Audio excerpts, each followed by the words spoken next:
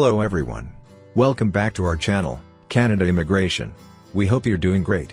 Well, in this video, we'll talk about Canada has a message for foreign students: you can't all stay.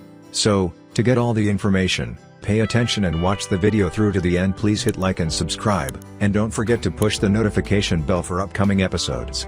So, without any further delay, let's jump into the video. The logic for having uncapped or uncontrolled draws from abroad is no longer there. Canada is reviewing how many long-term visas it grants to foreign students, underscoring the government's desire to slow immigration and population growth.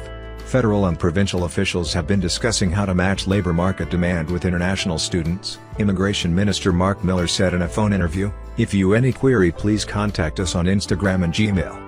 Although Canada has for years used universities and colleges to bring in educated, working-age immigrants, study visas shouldn't imply a guarantee of future residency or citizenship, he said.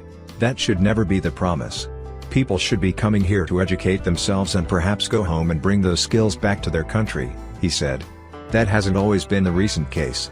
Prime Minister Justin Trudeau has faced mounting pressure over the rising cost of living, intense competition for scarce housing and higher unemployment. Earlier this year, Canada imposed a new cap on the number of international student visas it issues. It's projecting fewer than 300,000 new student permits this year, down from about 437,000 last year. Now officials are scrutinizing who among that pool of students should stay once they're done with their studies. Canada needs to do a better job making sure jobs for international students are commensurate with the studies they've undertaken, Miller said. There's a conversation about reflecting labor needs and how we match postgraduate work permits to an increasingly contracting shortage of labor in provinces. If you any query, please contact us on Instagram and Gmail. The logic for having uncapped or uncontrolled draws from abroad is no longer there.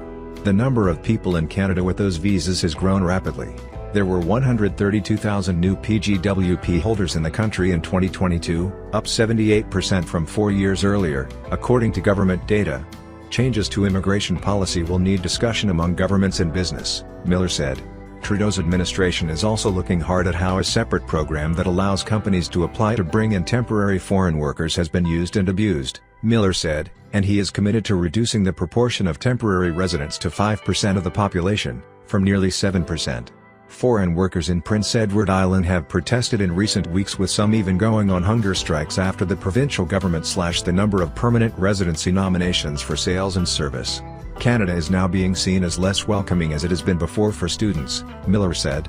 But the update of that, he said, is that a study visa is less and less being seen as a cheap way to attain permanent residency or entry into Canada, and more of a qualitative proposition, which is where we want to see it go back to its original intent. However, after attending a roundtable with local media in Surrey, British Columbia, which has a large population of immigrants from South Asia, Miller said he's also concerned by signs of racism in Canada. We've built a very important consensus around immigration in Canada, but that's being chipped away at. That is all for today. In this video, what are your thoughts on this?